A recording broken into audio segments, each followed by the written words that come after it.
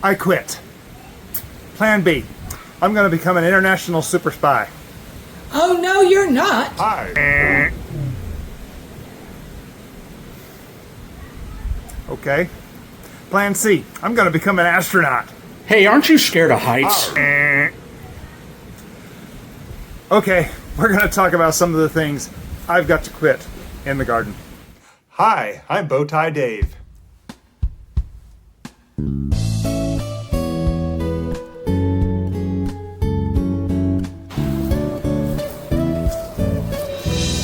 In this video, we're going to look and start the July 2024 garden tours. And these garden tours are incremental, which means every month I show the progress and growth and development of everything that I can, because this is my own personal log of what's going on in the garden. Lessons learned. One thing I am totally giving up on, actually a couple of things one thing I'm totally giving up on here. Got to get that straight, but it's been a discouraging July into June, beginning of July. So welcome to Bowtie Life, where we talk mostly about life in the garden. I am Bowtie David. We live in Destin, Florida, Zone 9B, and we are literally in the middle of town. You can hear my neighbor down over here with his leaf blower. We just had some kids over in the pool over there. My neighbor over here, I think he may have just finished with his lawn mowing, so we might have got lucky there. And we are going to look at what's been going on in the front and side beds of the garden. Now, this is a 3-part garden tour every month, and I've been doing this for well over 2 years now. And people ask, well, they look at all the stuff we've done to our front yard and say, well, why don't you do anything in the backyard? Well, the backyard is part 2 and 3 of these video tours every month. So be sure to subscribe to Bowtie Life on YouTube if you have not done so already, so you don't miss a thing. Subscribing, of course, doesn't cost a thing, and when you hit that subscribe button, it helps grow the channel. And we're very excited because last month we hit 1,000 subscribers, and we are working on getting monetized, which will be a time that we can start doing some new things with the channel. So, for those of you who have subscribed, you are my heroes, and I appreciate you all watching and making Bowtie Life what it is today. I always like to start these front and side garden tours here in the southeast corner of the property. In fact, here's a map of our total property, and I'm going to put this down in the corner, and we will have this icon here that represents the camera. The circle represents the camera. The arrow shows you which direction it's pointing. So we've got this pile of what used to be wood chips. My neighbor across the street had a very large tree removed from behind his house, much larger than even that tree right there. And this was the remnants of it about 1.5 years ago. And we put it here so we could have some stuff to pull from and create beds. And then right behind, of course, this zombie wood chip pile. It's a wood chip pile that just doesn't seem to die. I know, it's been here since we moved in almost. So, behind here we have our strawberry patch, or what used to be our strawberry patch, which is pretty much gone, and I'm very disappointed. Now, it's not a total loss. If you look carefully down in here, there was a strawberry plant under, there it is. So see, we have a strawberry plant right there, and its crown is down here. It's protected by the weeds right now, and this bed has been here. This is the 3rd growing season, and I kind of let it go this year because I was getting too much other harvest, and it was overwhelming me a little bit. So I did start this dark plastic. I was going to put 4 rows of strawberries in here. There are actually 25 strawberry plants in this bed, or there were, but you can see what has happened, and anyone who has experienced growing strawberries probably knew already when they saw that this, in the direct sunlight here in Florida, the Panhandle, was never going to survive, or if it did, it was going to have a really hard life. And we actually did get some good strawberry production. I didn't harvest much simply because I was overwhelmed, and it probably could have produced more had I finished this bed, but in all reality, I wasn't sure it was going to work completely, and here is the evidence that no, it's not going to work. So I'm sitting here the other day trying to figure out what on earth am I supposed to do with this bed. It's a hot bed. It has sun all day. What plants do I have that need sun all day? And if you've guessed okra, well, you've guessed right. Now, you know we've got a big okra bed in the backyard, and we'll talk about that in part 3 of the garden tours. So be sure to subscribe. But they love sun. Okra loves sun. They grow, well, mine grow between 12 and 17 feet tall. I grow the hill country red okra. And I am going to create this into an okra bed next year. And I'm a little excited about that. It was kind of a revelation because I'm going to be moving these strawberries back into where the okra will not be growing next year. And we will have something different. And that is not something that's easy for me. I don't like different. So the strawberries are going to be undergoing a transition. You can watch for videos about this. If you got any other ideas of crops that will like all this sun, it is all day sun, except for that one pomegranate tree. But if you have an idea of another crop that we can grow here in Florida in all sun, put it in the comments below. Let me know what you've had experience with, especially if you're here in Florida. Our sun gets pretty straight down, hard on all day. So I have been, we still of course have our mint over here, and the mint does slow down the squirrels, which is kind of nice, and the rats, which is kind of nice. It also helps with controlling mosquitoes, which we don't have a lot of mosquitoes here on our property, which is kind of interesting because we have a lot of trees here, but I do like my mint. I like growing the mint. These were the little solo cups. You can actually go back and see in these solo cups we used to have a whole bunch of mint plants, and most of them are choked out by weeds because someone did not take care of them. Anyway, moving right along. I will remain nameless. Up here we have our first pomegranate tree, which we have quite a few, and these pomegranates are actually looking lovely. I'm just so excited. Let me see if I can find one in here. So there's one right there. Now this one's a little green, but if I come down over here to the right, there's a nice red one. There it is. It's getting a little bit more red on it, and we will be harvesting pomegranates hopefully very soon. Oh, there's the really red one. Hopefully we'll be harvesting some pomegranates, and we'll be processing for the juice, which I've done before. We've made some jelly out of these, which actually tastes quite good. And so that's where these pomegranates will be getting to. It's a beautiful tree. It looks great. It stands up great under the sun, and it just does well.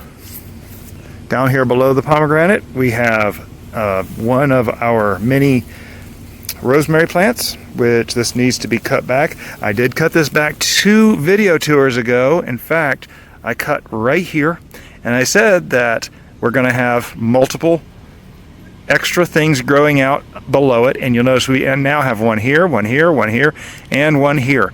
So 3. Oh, there's another one right there too, just starting to come out. But anyway, so this is really coming out really good.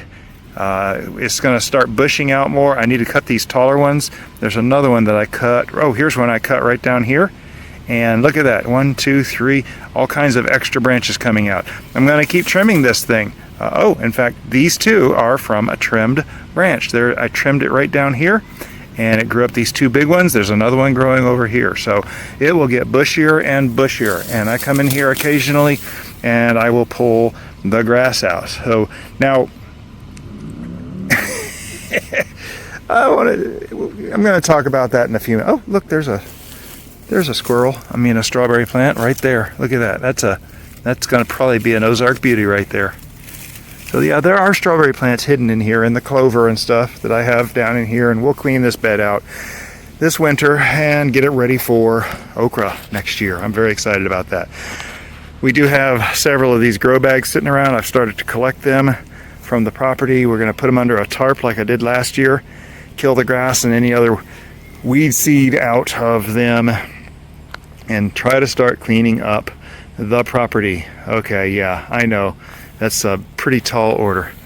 We have a bee here who's carrying a leaf or something. I can't tell. He's... Oh! I don't know what this is. I'm trying to see if I can zoom in on it. Nope, and I've lost him. Okay, that didn't work. I've lost him. Okay, that was kind of unusual. Anyway, let's move on. Oh, and before we go too far, I do want to show you the fig tree. This is the brown turkey fig. It's looking a little rough, but it does have growth. It's here under the really hot sun.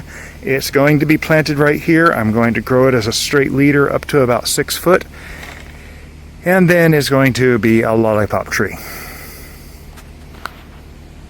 I want to keep it in control so I can be able to harvest from it. Now, in preparation for the video today, I did cut the grass and I did not trim the hedges because I still need to attack the ivies that are in there. I have noticed that some of the ivies that were in there are getting choked out by these trees themselves, but there still are ivies in here. And you can see there's one right here that has some prickers, and I don't have good gloves on or else I'd give that a good yank. But I will be tracking those down to the bottom to a tuber that they have growing at the bottom.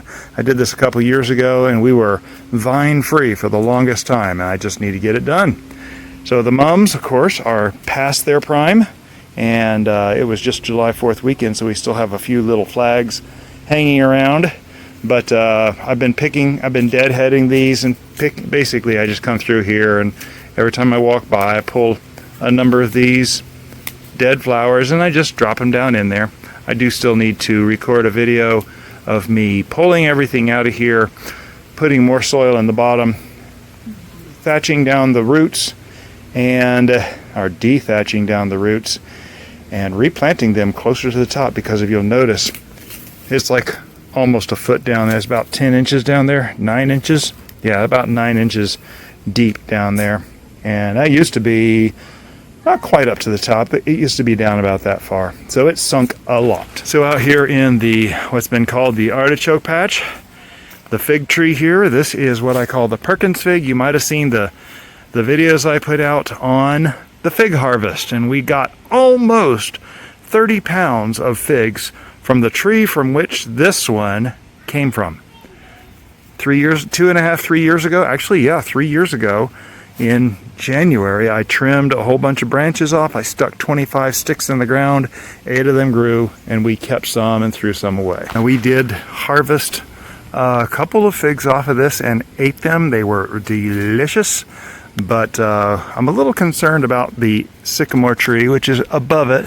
Cut some of the light out, and I don't know if this is going to produce real well. We do have other fig trees on the property. If you've watched these at all, you know in the back we have a few more fig trees that I have more hope for. So the artichoke bed, and you'll notice down here in the artichoke bed, good grief, it is all mowed down. And yes, it is mowed down.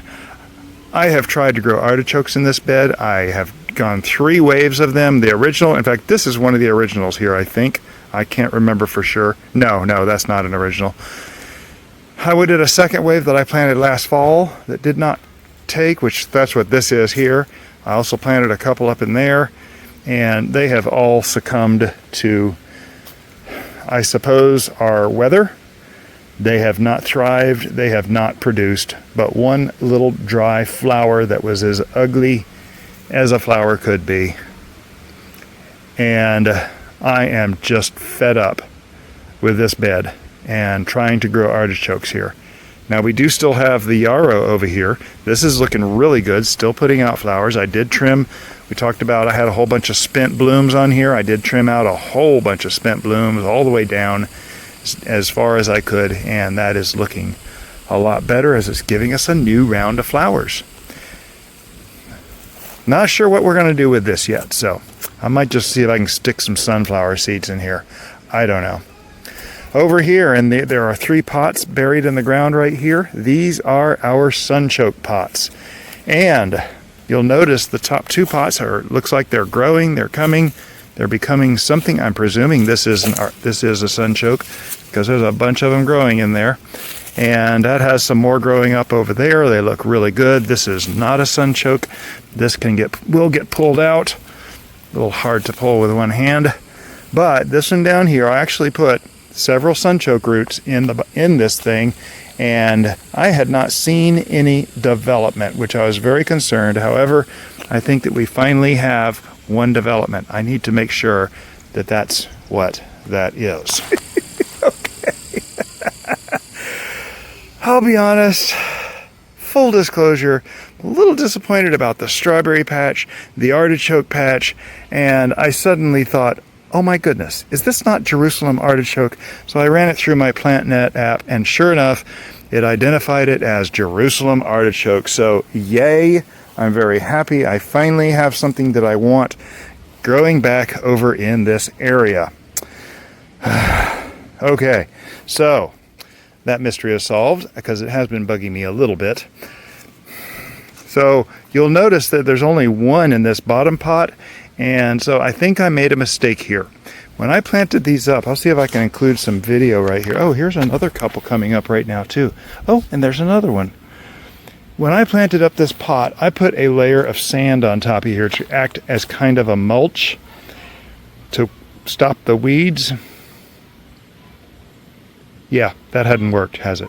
So obviously I need to get in here and do some weeding. And you know, frequently people come to me and just assume that I spend all the time in the garden, and I really don't. In fact, we're going to have a morning walk live feed coming here pretty soon, where I take you along on my very early morning walks in the garden, and I'm going to discuss how much I really do spend in the garden, how much time I really do spend in the garden. And it will surprise some people, I know, but it is alive. So if you want to pop in and ask any questions, we'll be screening some questions in there too. So feel free to join when you see that pop up. I don't know the day yet, so we'll just have to keep an eye out on your subscription feed. So we get into, actually before I get into the pollinator bed, I want to just review the trees real quick. Our American sycamore tree is looking beautiful. The bark, that is not sick bark, that is the way the sycamore looks, American sycamore. In fact, it's kind of interesting because I just noticed, and I've been seeing this woodpecker on here. We have a row of bullet holes across here. That's a woodpecker. They go in there, and we get bugs behind here, and they get in there and look for little bugs that are crawling up inside there. That's how they feed. So it's all healthy. It's how this thing grows, and it's continuously growing new layers of bark. It's really kind of cool. Hey, does anyone else out there have sycamore trees? I don't know how common this is, so let me know if you have sycamore trees and what other unique trees you might have in the garden. Of course, we do have our crepe myrtles, and they look glorious. Nothing short of amazing. These pink flowers, they're covered. This is July, what is today, the 6th? And these things are just absolutely covered, both of them. And they look beautiful. I love this time with these crepe myrtles, and they will hold these blooms for a while and continue to look great for about a month. Of course, they were in the last video tour, and the bottom ones that were in the last video tour, well, you can see it's more up to the top now, but still looking quite beautiful. The cedar tree over there, is it a cedar? I can't remember. Pine. Oh, let me show you our date palm, because we've had some development up here. In fact, let me zoom in on my new camera here so you can see. Well, let me get out from behind that branch. Right there are, well, actually, I'm going to start over here. You see the yellow flowers? They come out of that big husk. yellow flowers like that. The bees cover it, they pollinate it, and then they kind of start becoming icky looking for a while, like that back behind there. There's some bare stems back there, and then they start developing these dates. And these are pindo dates. They're not the normal kind of dates you are used to.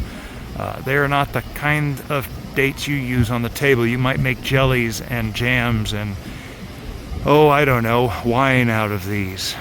Different kinds of dates. And that date palm produces about 15 of those clusters of dates up there. We got 40 pounds per cluster. So it actually will create a lot. This is our front pollinator bed. There are a lot of what appear to be weeds in here, and I know that. There's grasses down in here that I need to clean out. I don't particularly like the grasses. Those big round leaves right there, that's dollarweed. But if you look down between, and this is most of the reason why I don't do much with this, like right here, this is a zinnia coming up, and there are zinnias coming up all over. So, you know, that's not a zinnia, that's a kind of tree that I can't remember right off. This over here, this is a popcorn tree, which I finally found out where we're getting all our popcorn trees from.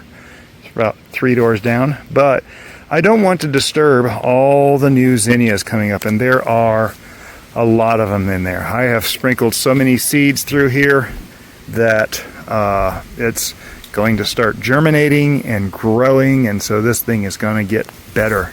It's only going to get better. So we do have a couple of yarrow still in here, and I cut those mostly back. They've actually given some more flowers. I see I did miss a few stems over here that I was intending on cutting. This one is actually one that's already spent, and you can collect those seeds. I actually have harvested a bunch of those, so be sure and stick around because I'm going to be doing a video on harvesting the seeds from your yarrow. Up here, right behind it, these 3 little pots, this is milkweed, and we will be planting those out in 3 locations, 2 or 3 locations on the property. Still in the pot, but they are, I have a feeling they're probably very ready to go. You can do a cursory look and see, are there roots coming out? And looky there are roots coming out the bottom. So these things are ready to go. Ready. Probably not quite root bound, but they definitely need to get in the ground. So we have back here, we have a Brugmansia. I believe this is going to be a red Brugmansia, an angel trumpet. And we have over there a yellow one. This is the new one from a friend, and I am very anxious to see what it looks like. It's from a Brugmansia or angel trumpet that I keep an eye on just as I'm working in the area. I love to look at that thing, and so this will have the red angel trumpet flowers. So I'm kind of excited about that. We got our little Asian ground orchid over here. You can see zinnias growing over here. Okay, so come around the other side, of course, we have our Egyptian walking onions all up this side. And I just run the mower here. Again, I've talked about these almost every single video, every single garden tour. Let me pull this kind of thing right here. Just bugs me because it gets hidden. So see that? Got the whole thing out. That's good. So the way these walking onions work is they grow these stems and have these little bulbules that grow up on top. And sometimes there's several on there. This is a brand new one. It'll break out into, I can feel at least 3 bulbules on that. It'll get heavy. It'll fall down into the soil and grow a new plant. So that's a child plant over there. That right there is a child plant. This is actually what was a mother plant with 1 or 2 strands that I planted beginning of last year, I think, maybe year before. And you can see what it's become now. It's got even new little ones coming up now. I see that's new. But we started with 11 plants. A year later, we had like 15 plants. The end of this year, these things are going to grow more and more, and they will grow across, they will walk across the bed. Thus the name Egyptian walking onions.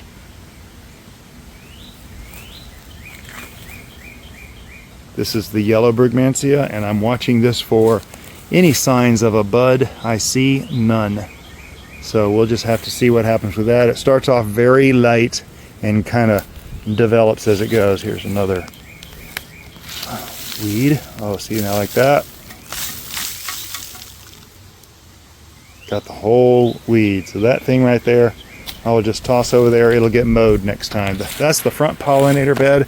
We do have over here where the flags are, that's a chocolate mint. That's the same mint that was in the strawberry as well. And actually they're both from the same plant. I do need to break this up into more plants. This is the one that we gave to my friend. He brought some little pots and we cut out pieces of it. And he has 6 of these sitting in his veranda on his apartment. And now he has very few mosquitoes. And we're going to go do a short. So again, be sure to subscribe so you don't miss that and find out what a benefit of the mint is, because there's something else he's told me has happened that I knew had happened, but he couldn't believe it. So, and if you saw that video, maybe I can pop in a snippet from that. You can see that not all of these mints that we gave him looked very good. In fact, some of them didn't even have leaves. Mint is a very robust plant. So we're back here in the back pollinator bed. And this is an area. Now, one of the things that I talk about, and I hear more and more YouTubers talk about, is the whole idea of chaos gardening. And chaos gardening, you know, leaving things as natural as you can, because nature knows how it needs to be. It knows how to grow. It knows how to develop. It knows how to attract pollinators and pests and predators. It knows how to do all that. And so when we let as much of nature grow on its own as possible, then they will become a much better garden bed. Oh, there's one of our birds. How cool is that? Well, that was neat. We don't see him while I'm standing right here very often. But anyway, so there is a lot of grasses in here, and I've got to, again, pull some of those grasses out, but we have a lot of new zinnias growing in here. And you can see we have zinnias all over here. There's another one over there. So I like the zinnias. It's the one flower I can reliably grow. Now this here is actually a weed that came with the property, but the bees love these little white and yellow flowers. And this is the Biden's alba. And I do not see any of the common nightshade that we identified. My brother actually helped me identify the common nightshade. Reminded me to look it up, and I confirmed it. I don't see any of it anymore. Anyway, so yeah, we've got a lot of this Biden's alba in here that the bees love. In fact, this area I'm standing on right here is actually will be covered with it at some point. These little plants that you're seeing here, they'll grow up 3 foot tall, and the bees will love it. We do have some Thai plants. That's that purple looking plant in the back there, purple and green. This is some Amaryllis that's going to come back next year. There's a Thai plant right there. You can see real good. And you can see it has multiple stems. These actually started as a single cutting from a friend. I just loved the plant, and she gave me several cuttings. But I'm looking here, and you can see down here, I trimmed it off, and already it's got 1, 2, 3, 4 stems coming up this year. So that's going to be a much fuller plant. This one here is doing similar, and same here. I'm working my way down to the 5th one down here, or I should say the 1st one down here, and I made a mistake. I cut it. In fact, it's still a little juicy, but look, there's already a new little leaf coming out, so I have hope here. Hopefully this one, now this is the one, for anyone that follows, you might remember that we had one that I placed later, and this is the one I placed much, much later, so that we'd have an odd number of these. Another Amaryllis. This is a giant Amaryllis here. We'll just let this thing go. It blooms in the spring, looks beautiful for just a little while. So we will just leave that thing. There's a big bulb down here. Hopefully this bulb will develop, and we will be separating all of our Amaryllis this year, this winter. So yeah, stick around. So we're over here in the tier gardens. We have the top 2 tiers of our, what eventually is planned to be 5 tiers. I'm actually getting ready for the next 2 tiers on either side of that mound in the middle. That will be the next 2 tiers, and the last tier will be along the sidewalk down there. And these tier gardens, we will have various plants. Right now we have beans growing in the far side of this. We've actually already harvested a wonderful harvest of these Thai yardlong beans. Let me see if I can show you. Oh yeah, here's some right here. We're about to have a second harvest. These things grow fast. This is a Thai yardlong bean here. And it's kind of interesting. They have a bean about every inch on here, but this, you cut it up and it makes a green bean. Like a string bean. And you serve them however you like to serve green beans. And they grow really long. Now this is kind of just in the beginning, so they're just getting going. And once they get going, hopefully, the way I've seen pictures of this, there'll be hundreds of those beans on this vine, on these vines. So I'm looking forward to that. I harvested all the garlic from down here on either side where I'm standing.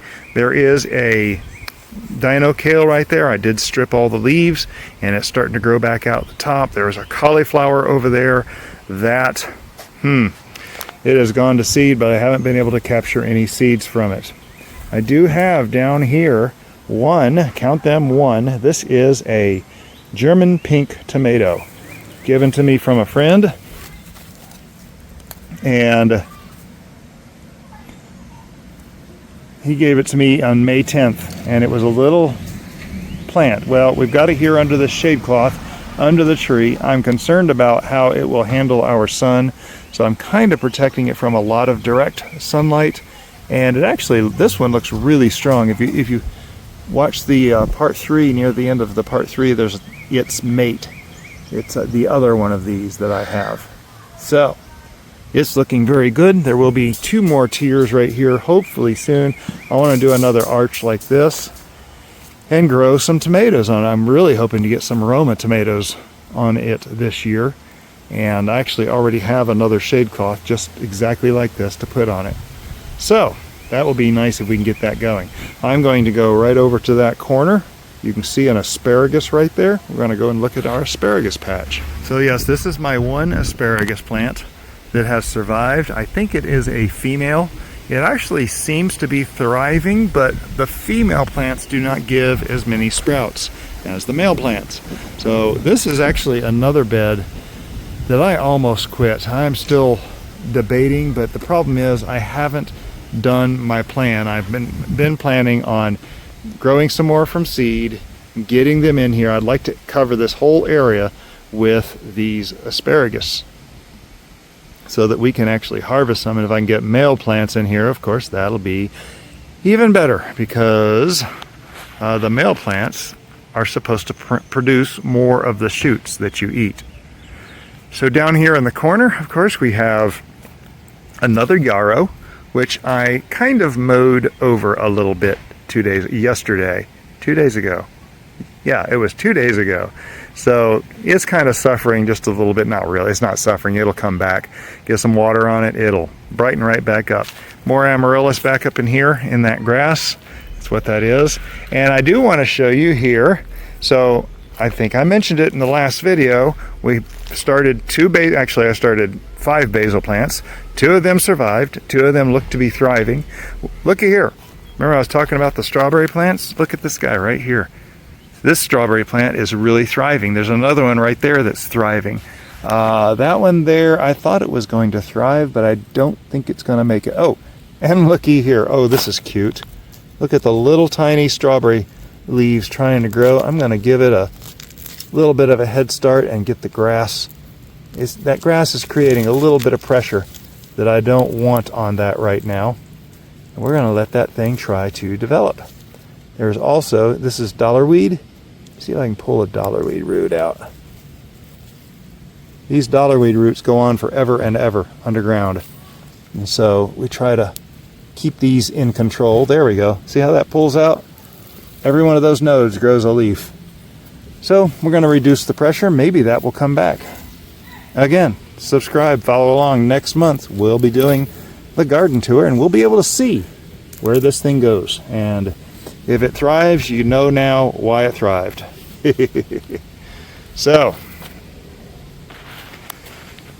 straight back here past the pindo date, which we already looked at. We're going to look up here. Look at that big dark hulk of plant up there. I normally like recording these tours in the morning so the sun's a little better. It is afternoon. It's been a day already. And so here I am standing under the shade of the date palm tree. But we look out over here and we have our grape arbor. And this grape arbor looks amazing. There are all kinds of grapes in here. Let me walk into the middle here and show you. On our last morning walk that I did, Mrs. Bowtie said I need to put my hand behind these so you can see these grapes a little better. So there are small bunches, but there are a bunch of them. You can see right there, there's 2 more bunches, and they're all over the place in here. And I know some birds have gotten some, so I'm going to have to come out with some organza bags and cover these. But see there? Oh, there's a dead one in there. Oh, doggone it, I pulled one off. It was stuck. But you can see there's all kinds of grapes, little clusters of grapes all through here. Dozens and dozens and dozens of them. So these grapevines are, this will be their, I believe, 2nd full year growing here. And last winter, you can go back and watch the video where I trimmed these back, and they looked pretty naked after I got done with that video. But this is what's grown out. I haven't added any more plants to this at all. These are the plants, and they look absolutely amazing. Let me go out the back side here and turn around, because this is my favorite thing about this grape arbor, and it makes me want to do another one. I want to double the depth of this. I've talked about that several times. I do need to trim it back some of these extra things coming out I can trim back and let it focus more on developing the grapes. So coming back over here, we're coming close to the end of this part of the garden tour. I don't know if some of you watched the last one, those zinnias right there have just developed tremendously. It's like a weed. They're growing like weeds, and I am not complaining.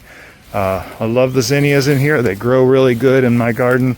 And so let's do a zinnia lesson here real quick. If you look down in here, there's a flower that has died. So what do we do with that flower? We take it, we walk over somewhere else where we might want to grow beautiful flowers. You know what? Let's put this in the top tier garden. These are annuals, which means they will grow for a time and die, like this one did. But we just simply take that dead flower. In fact, you can see, those are all seeds inside there. Let me see if I can break this open in half. All those are seeds down inside there. So we take those seeds and we simply spread them around here. And hopefully by the time we do the next garden tour, those will have germinated. So I just spread a whole flower just randomly right through that whole section. This video is my log of the things going on in the garden, so I'll hopefully remember that and not remove a whole bunch of zinnias out of my garden. These are some more of those grow bags that have a lot of grass growing in them. I need to cover them with a tarp, kill the grass, kill all the weed seeds. There's actually a whole bunch of them under there that used to be under a tarp, and I have kind of dropped the ball on that pile. That was my potato pile, the bags that I used for planting the potatoes. And you can go back and you can see that video where I planted them. We actually just recently harvested all those. Had a rather disappointing harvest, probably my worst harvest ever. I'm still learning potatoes. And really, that's all this channel is about, learning as you go, figuring things out. And you can't learn if you don't try. And it's funny because every single yard is different. Every single place is different. And my backyard neighbor does things a little differently than I do because it works better in his area. So anyway, this is obviously quite overgrown. There is weed fabric down underneath all this, plus about an inch of wood chip. And I am going to have to peel that back and get rid of all these weeds, hopefully in one fell swoop. I'm hoping that's how it works.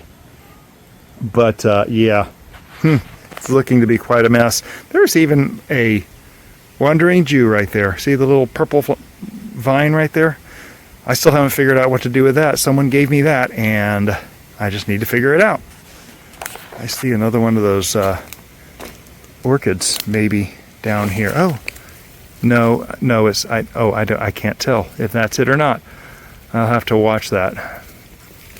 So there is another mint under here, which is why we don't have a lot of mosquitoes in this area. Again. And that's actually a citronella plant. And I just recently heard someone say that citronella is not the best at getting rid of mosquitoes. I thought it was. I am going to be doing cuttings off of this, and hopefully we can do a video where I take cuttings from that and hopefully make a whole bunch more plants. I want to get more citronella out there. This has been a wonderful plant. It's actually from a friend. There's another one buried underneath, down inside there. There's another citronella plant that is struggling to survive underneath all those Biden's alba. I do like the Biden's alba, the little white and yellow flowers, because the bees do enjoy them. And you can watch the part 2, see why we are concerned about our bees. So we come back here to the final thing, and if I zoom out, you can actually see the whole thing. This is 20 some odd feet by 20 some odd feet of blueberries. And of course, the blueberries are no longer. They have been spent. You can see the stems that were here. They either fell off, fed the turtle, or the birds came and got them. And I bet if we look real hard, even if I look real hard, probably not going to find any more blueberries, because this thing is about a month and a half past its prime. We did have, on one day, we had 4 adults harvesting blueberries after I had already harvested 20 some odd pounds. I can't see any anywhere. And then we had a group of 10 neighbors come over and harvest blueberries and kind of ended it for us.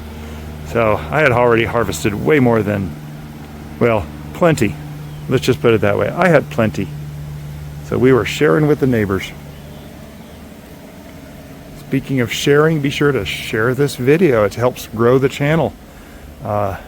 Really can't explain how, but when you share the video, YouTube knows it's been shared, and they say, oh, this video's been shared. Let's spread it out to more people, and it starts putting it in front of more people. Also, be sure to comment if you see anything in here that you've had experience, or you have suggestions or questions. I'd love to hear questions. I love to hear from y'all what you want to see. Oh, and I gotta say, I'm going to look at that pindo date one more time. And if you look up here, so those are new flowers coming out. Those are those new dates getting ready to develop?